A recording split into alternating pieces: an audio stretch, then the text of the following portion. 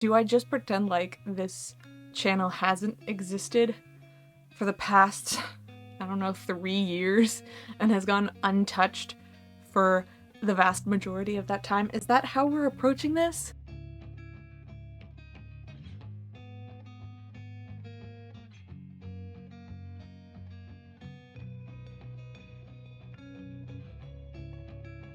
For those of you that are new here, aka everyone, I, once upon a time, had this channel. I made 2 videos before I stopped. And, you know, new year, now is the time to do it. How long am I going to maintain this? I don't know, but I'm shooting for more than 2 videos. Because it's been 3 years, I'm going to reintroduce myself with a Meet the BookTuber type of video.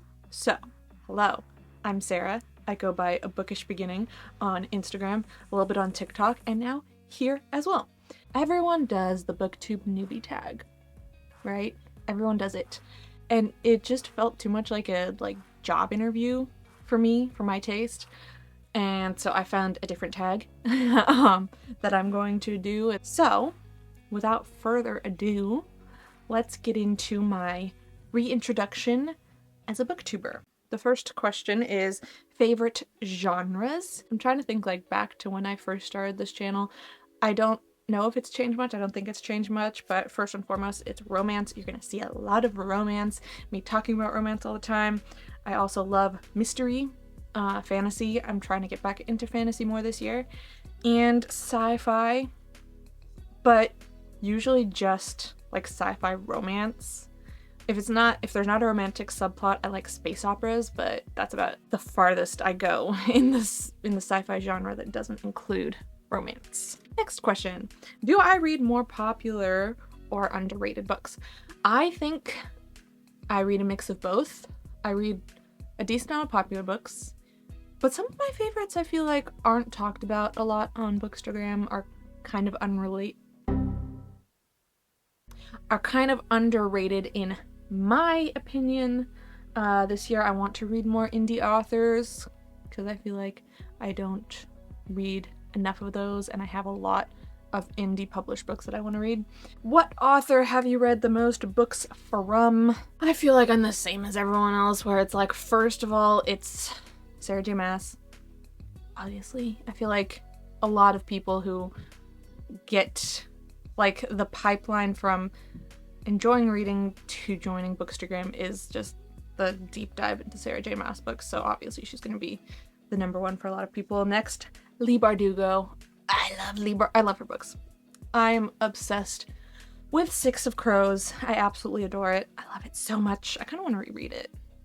And I'm mourning Netflix's stupidity in canceling Shadow and Bone and refusing to greenlight the Six of Crows spinoff.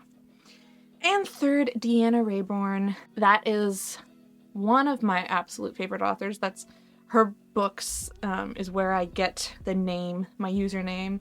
I adore the Veronica Speedwell mysteries. I'm going to talk about that series so much probably. And just little fun factoid is you take the first book in the series, A Curious Beginning, you cross out Curious, put Bookish, and you have me. I love that series. It's historical mystery with the greatest heroine ever and the slowest burn romance I have ever read. It's seriously torturous, but it's just so good. The next question is, what audiences do you gravitate towards the most? And I don't know how to answer that question. Probably romance readers, people who read romance. And if you don't read romance, I try to switch you to the dark side of reading romance. Come, we have swoon-worthy books that just make you happy. So probably, I think my answer to that question would be romance readers, my audience. I don't really have an age audience I gravitate towards. So yeah, romance readers, I guess.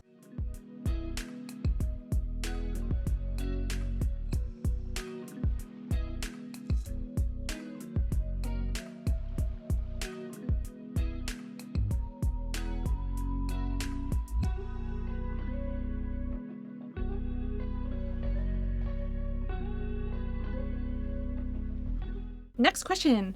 Most relatable character. I have two. One that I read a little bit more recently, and then another one that I kind of want to just be more like. The first one for me, most relatable character, is Annie Walker from Practice Makes Perfect by Sarah Adams, which is one of my top reads of last year. I just loved it. I read it in one sitting. It was so good, and a lot of that is because I related to Annie Walker so much. I feel like she is a soul character for like all the hopeless romantic romance reading girlies out there who are like quiet and introverted but also just love romance. So she's probably the character I relate the most to. And then the character I relate to and also kind of want to be more like is Veronica Speedwell from the Veronica Speedwell Mysteries. She is very headstrong and just very independent, and I don't know if I 100% like embody that, but then I realized like a couple days ago that something that Veronica Speedwell does when she is feeling anxious or when she needs to clear her head is she cleans. And I was feeling anxious and I'm like, I need to clean my freaking room. And I was like, well, that's a Veronica trait. So I do relate in part to her because she's also very sarcastic, and she doesn't take any BS from anyone. So I relate to her. Have I always loved reading? The answer to that question is yes and no. I loved reading growing up. Like, give me a little fantasy romance, you know, fairy tale retelling. I was all for it. I loved it. But then when I'm in elementary school, I don't know if any of you guys had to do the accelerated reading program. And basically, what that is you take a test. I'm 23 and I'm still not over this. You take a test and you're then placed in a reading level based on how you do in that test. And then, in order to pass the program, you have to read books at or above that grade level. And then you take little quizzes based on that book. And then you get points, right? And so you have to amass points. So, I was in 4th grade, but I had a 12th grade reading level. Now, this is a problem for me, or it was a problem for me, because I was not like a high fantasy girly. I did not like Aragon. I did not read anything that these schools, for some reason, qualified under the 12th grade reading level. So I had to pick. I was like scrambling, trying to find things. It was so hard to try and find a book that I liked. I read the abridged version of Great Expectations for points because that's how bad it was for me. So that just kind of killed reading for me. You know, I just hated it. I hated reading after that. And also it's like reading for school kind of, I feel like, kills a lot of people just because either, you know, bad teachers who don't make the content engaging, right? So I didn't really read much at all from like, you know, then until high school, which is when I started reading again with the Chaos Walking trilogy by Patrick Ness, only because Tom Holland was going to be in the movie. More on that later. But that kind of was one of the catalysts that got me back into reading. And then once I went to college, I read a little bit here and there. And then once we went remote in 2020, I was reading so much, which is why I decided to start my Bookstagram. The rest is history. Next question. This kind of ties into like, you know, 2 questions ago. What's a book you feel like was written for you? I'm gonna talk 3.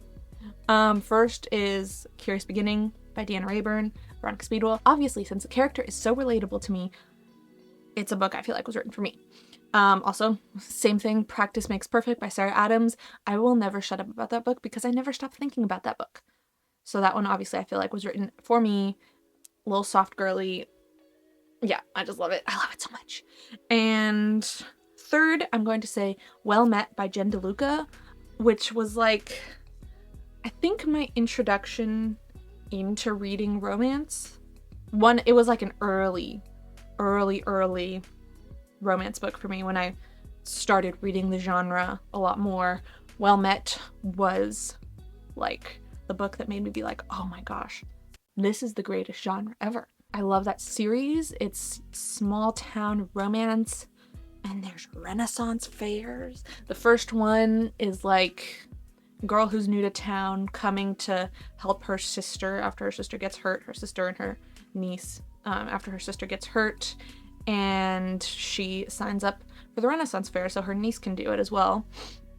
And she clashes with the guy who's in charge of it, but he is also, his role in the Renaissance fair is like charming pirate. So you've got him as the nerdy English teacher, but you've also got him as the charming pirate. It's so good. Ugh, it's so good. I love it. First or third person.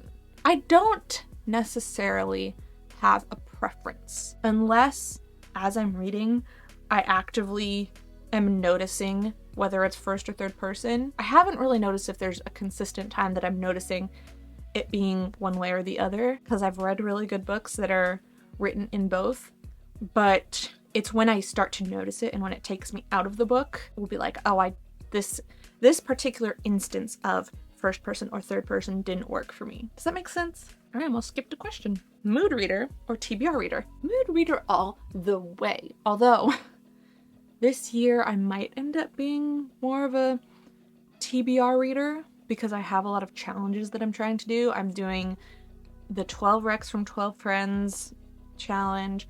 I am doing a 12 fantasy recs from Jody, which is another challenge I'm doing. And she's doing 12 romance recs from me.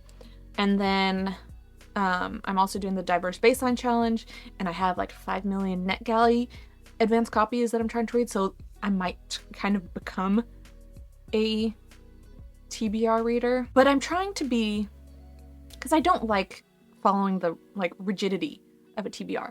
So I'm gonna try to be more of like a structured mood reader, but I'm trying to keep it as flexible as I possibly can with, you know, following my mood when it comes to reading. Series or standalones? I like to say that I prefer a series of interconnected standalones because I don't like cliffhangers. I don't like it. I don't know why. I just don't like ending a book with incomplete character arcs, incomplete relationships. I just like everything to be wrapped up in a nice little bow, which is why I like reading romance so much. I mean, reading fantasy or reading like a mystery series is a little bit different because I know going into it, like, I know what I'm signing up for. I know it's going to take a while, right? But I just always like reading like a fantasy romance series or a sci-fi romance series or just a romance series where it's like each book is a standalone following different characters. So that way it's like you read the first book, right? And you get a whole story, but then you can move on to the second book and still get the characters from the previous story and their dynamic, but you're doing something new that will be its own complete story. So I like a series of interconnected standalones. Next question, do I annotate? And the answer to that is not as much as I would like to. I want to annotate more. I always say I'm going to annotate more. Whenever I sit down to annotate, I kind of get overwhelmed by like, and I know I shouldn't, but I find my annotations not up to par with all the beautiful annotations I see on Instagram. I know I shouldn't be affected by the aesthetic, but I am a slave to aesthetic. I like things that look pretty, which is why I haven't gotten into annotation as much as I would like to. Long or short books? Short books. I mean, I'll get into this question later, but I have a sweet spot when it comes to reading. I'll read long books, but I'm predominantly like a short to medium length book. Favorite tropes. Okay, I'm gonna go from like 3 to 1. So, and I love so many tropes, but these are probably my top 3. Number 3 is rivals to lovers, specifically rivals to lovers. There's something so good about it. Like if it's academic, I love it. Work rivals, just as good. I love rivals to lovers. It's so good. 2, Grumpy Sunshine. I just love the dynamic. I love when it's like she's grumpy, he's sunshine. I love that. I haven't read that enough. So if you have recommendations for that, drop them below. But I just love Grumpy Sunshine. And number 1, Friends to Lovers. I am a Friends to Lovers truther. I love that trope. I think it gets a bad rep.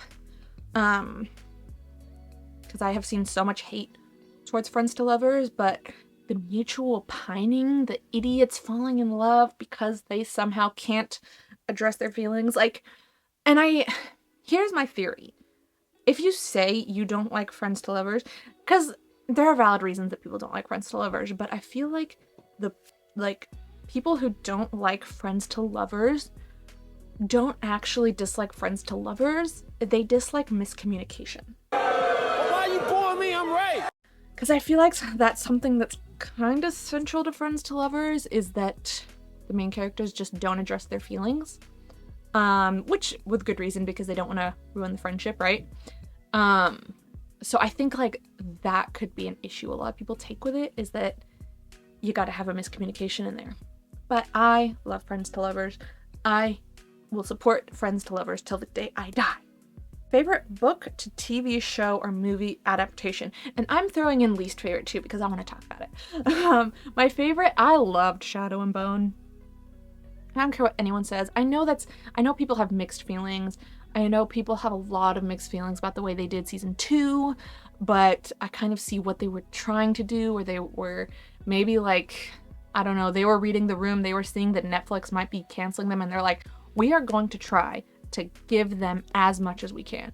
And so I kind of respect that. And I also, like, I'm so forgiving of adaptations, because I know there are some things that you just can't translate onto the screen. Like, so much of the characters' internal monologues, so much of their emotional journey, like, that happens completely internally, that is so hard to translate onto the screen.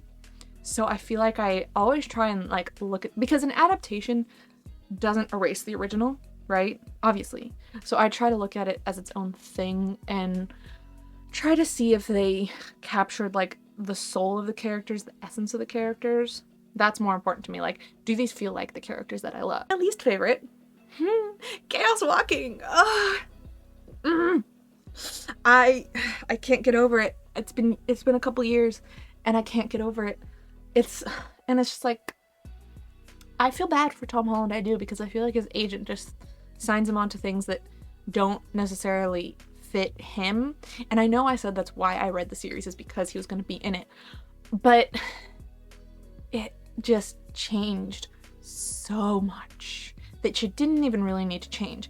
And I feel like it kind of fell prey to the fact that Tom Holland and Daisy Ridley were too old for the main characters, because the main characters were younger. And so I'm just like, it was not good.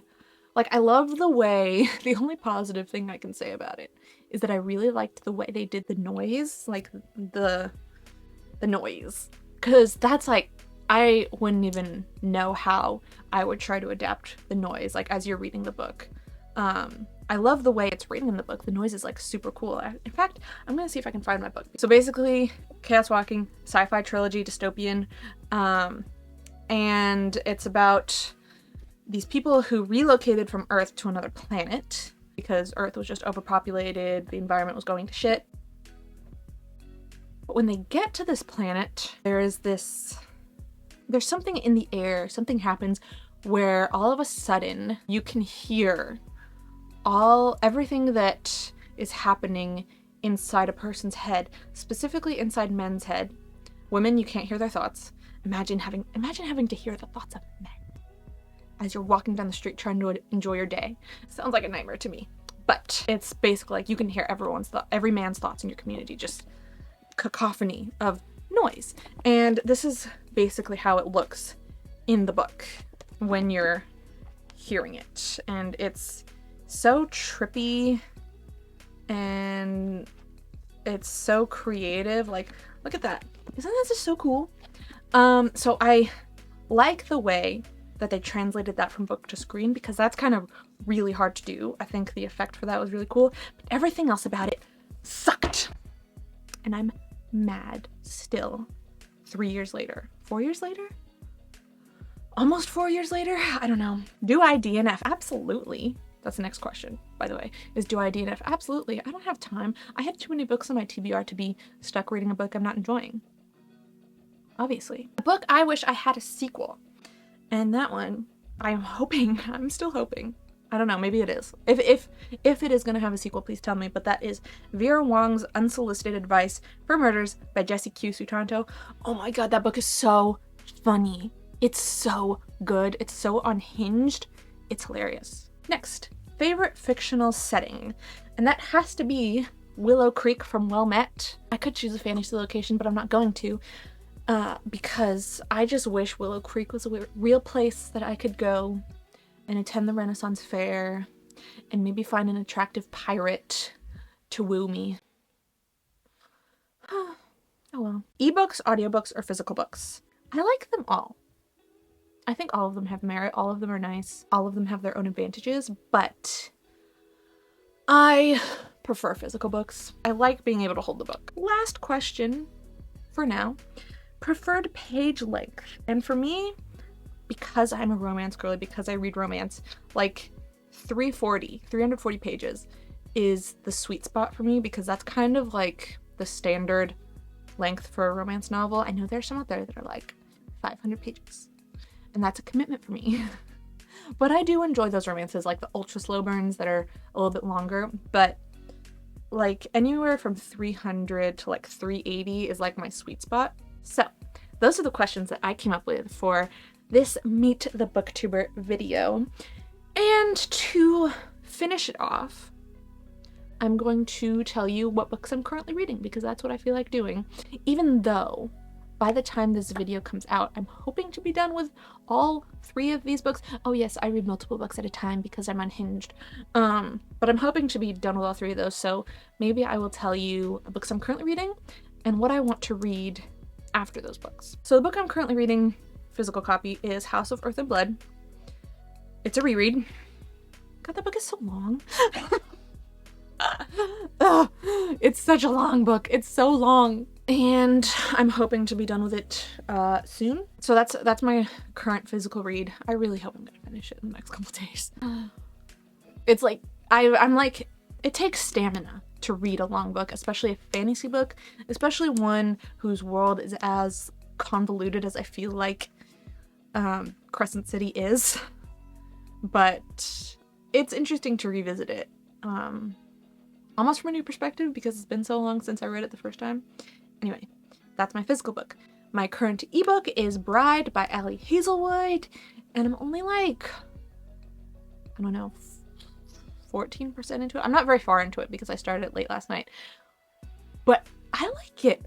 It's so different from what she's done before. I was kind of hooked from the prologue, and then I was kind of sad they went 6 weeks back, because I'm like, no, I need more of these 2 characters interacting. I want more of this, arranged marriage drama. I'm excited. I'm excited to get more into that.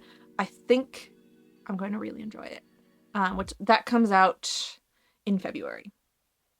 And then on audio, I'm listening to The Raven Boys, and that is part of my 12 fantasy recs from Jody. So I'm about 72% into that one. It took me a while to get into the book, but once Blue really started spending time with Gansey and all of the other Raven Boys, I was much more invested in the story. So that kind of tells me that I'm really going to enjoy reading later books in this series. It's just the first one is going to take a little bit longer for me to get into. So I'm almost done with that. As for what I'm going to be reading next, I have the next book for the Diverse Baseline Challenge, which I chose Heart Haunt Havoc. Oh my god, I said it right. I didn't stumble over the name. Which is really short, so I should be able to read that fairly quickly. After I finish Bride, I'm going to go into Valley Verified, which comes out next week. Why did I choose Bride first when it comes out in February? Because I'm a mood reader. And on audio, I really don't know. I have no idea what I feel like reading next. I feel like my mood reader comes out the most when it comes to audiobooks. And so I have A Day of Fallen Night checked out from the library, which I probably should be listening to soon. Even though I've read the book before, I want to do a reread on audio. But I think what I might end up doing is just doing a random name picker, because I also have some Libro FM audiobooks that I haven't listened to yet. So we'll see what I choose. So that was my Meet the BookTuber, or allow me to reintroduce myself. Yeah, if you enjoyed this video, please leave a like, comment what you're currently reading, comment your answers to some of these questions. Let's get to know each other, because this is the year that I stick with BookTube. So leave a like, comment, subscribe, and we can figure out this whole BookTube journey together. See you in the next one because I still don't know how I am outroing. Yeah.